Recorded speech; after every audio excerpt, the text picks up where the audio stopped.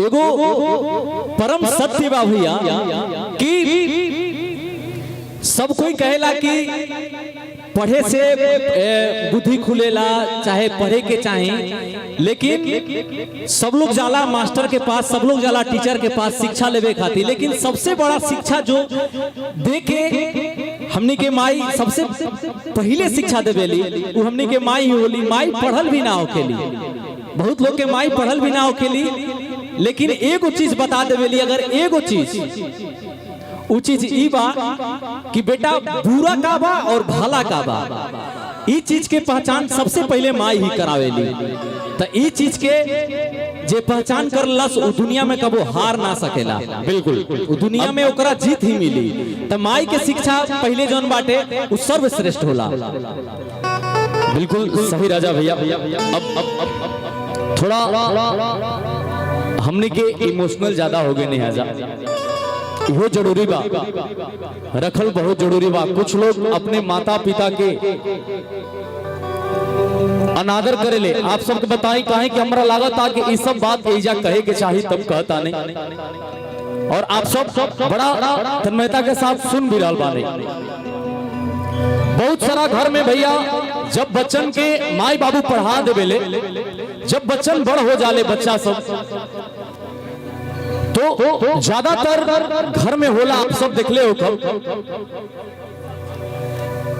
कि दूगो भाई बाड़े, मतलब एगो माता पिता के दूगो बेटा बाड़े, और दोनों बेटा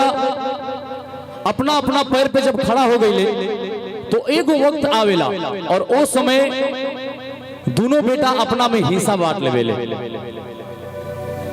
और जमीन जायदाद के तो हिस्सा बांटे ले, ओकरा साथ साथ एगो चीज और कहले कि 1 महीना माई बाप तोहरा में रही है और 1 महीना हमारा। तो आप सोची कि आपके माई और बाबू यही खाते आपके पोस के बड़ा अकेले रहले कि ई दिन देखे के पड़ी हमरा से बेटा एक बार ऐसा कही कि 1 महीना एने और 1 महीना ओने। ए विषय पर भी हमने के वो गीत गौले रहने जा। जब दोनों बेटा आपस में लड़ गए और हिस्सा बांट ले, जब माई बाबू के हिस्सा बांटे के कहा तड़े, माई बाबू में हिस्सा लगावत तड़े, तब माई के दिल की आवाज निकलल। माई अपने दोनों बेटन से कहला हिया का कि बचपन से पोसल रे बबुआ खड़ा टूकी बांट के, भैला से आन तो ओरा कैला छाट के, कि बचपन से पोसल रे बबुआ खड़ा टूकी बांट के, भैला से आन तो कोरा कैला छाट के। और का कि कौन रहता कलीफ तुहरा बाबू माई से,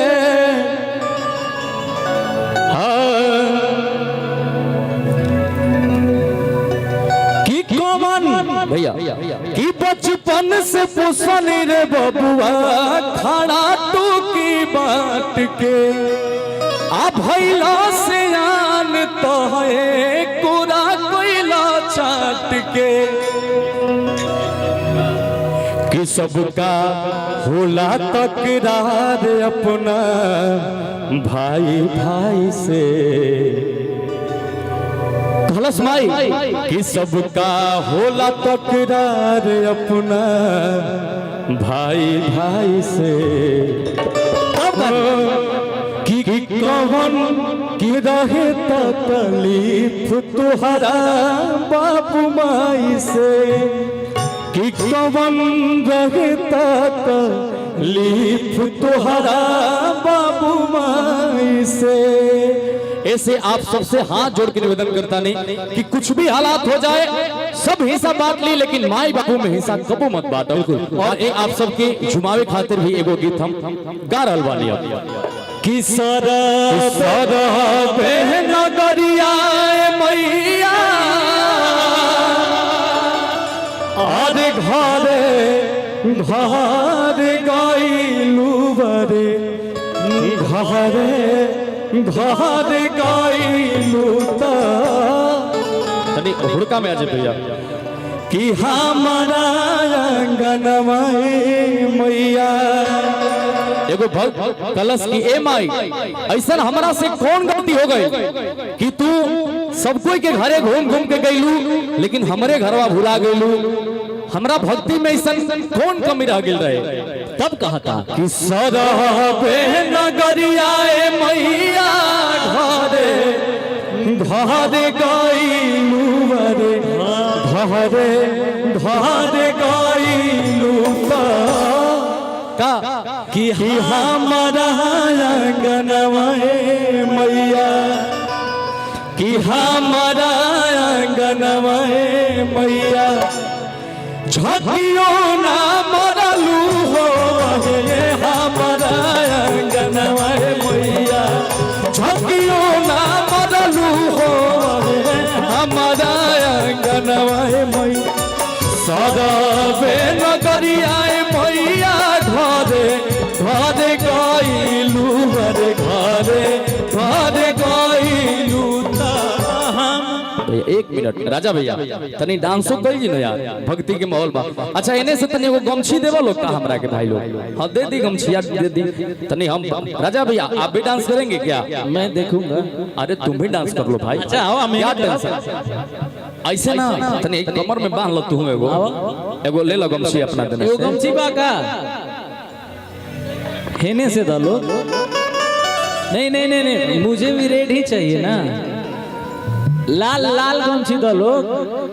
अब देखो तोहरा देने लाल गमछी अच्छा बा अच्छा हमारे देने से अच्छा ना भैया दिलेर लोग बात दे लो कोई बात नहीं है लालो गमछी हमारे देने से लेवे के पड़ता राजा भैया। हाँ तू कंपटीशन छेड़ देता अच्छा वो ज्यादा बड़ हो जी तो बाज के गिर जे वही में इहो ध्यान देवे। मैं इसको फूल बना देता हूँ ना। हाँ बहुत बहुत सुंदर भाई। अब सुनो भैया लोग तनी मनी उहे कंपटीशन रही ठीक बा आ तनी हमने के आपस में पहले डांस कर जाओ भाई। बिल्कुल वो लोग तो बढ़ले बा कि सरबे नगरिया मैया घरे घरे गइलू बरे घरे घरे गइलू। आओ भाई कि हमारा अंगनवा मैया अरे अच्छा लगी तो ताली बजा दिया लोग हो हमारा अंगनवा मैया झकियो ना मरलू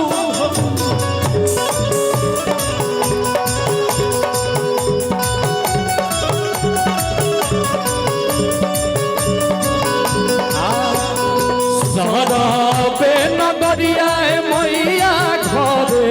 घरे गइलू बरे घरे घरे गइलू। अब एक बार तू है ने हम है ने भाई तने तू हाथ उठा दे लो सब ताली सरबे हमारा अंगनवा मैया हमारा अंगनवा मैया झकियो ना मरलू झकियो ना मरलू हो हमारा अंगनवा मैया झकियो ना मरलू हो हमारा अंगनवा मैया। आहो तारा चंडी मैया आहो तारा चंडी आहो तारा चंडी मैया आहो सत चंडी मैया आहो सत चंडी धिन तक ए में भाव बा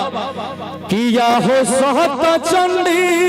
मैया अरे आहो सत चंडी आहो सत चंडी मैया का जागरण में हो जाना सहैया आहो सत चंडी मैया जागरण में हो जाना सहैया आहो सत चंडी मैया हमारा अंगनवा मैया झकियो ना मरलू हो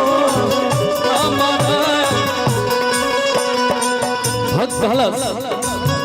धैनी कलशवा हो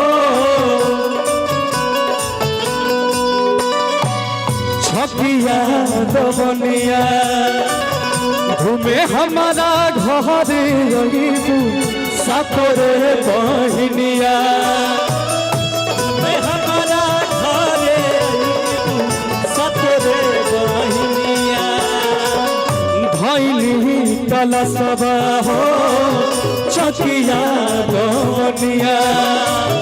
घूमे घर रहीबू हमारा सातरे बहनिया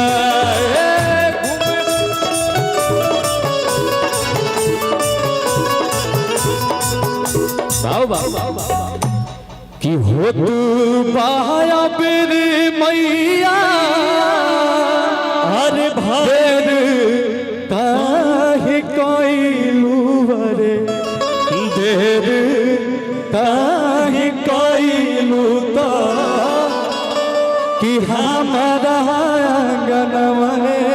मैया कि हमारा आंगनवा मैया छकियो ना मरलू हो हमारा आंगनवा मैया छकियो ना मरलू हो हमारा आंगनवा मैया छकियो ना मरलू हो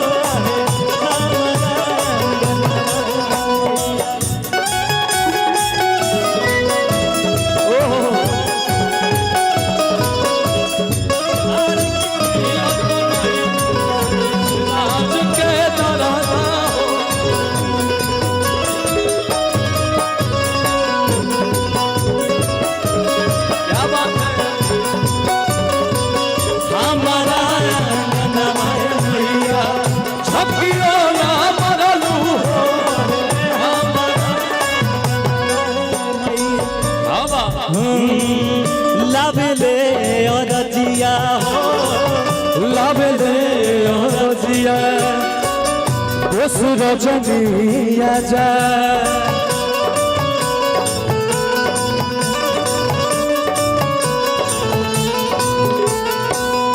आसारा में पचरा गहरो अंकुश राजा हो आसारा में पचरा गहरे अंकुश राजा और बा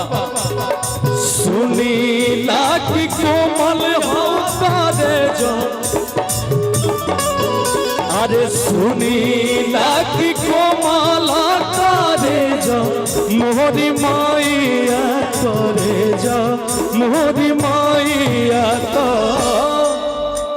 कि हमारा आंगनवा सुनीला की कोमल हो कठोर काहे भइलू कठोर काहे भइलू तो कि हमारा आंगनवा मैया कि हमारा आंगनवा मैया कि हमारा आंगनवा मैया झकियो ना मरलू हो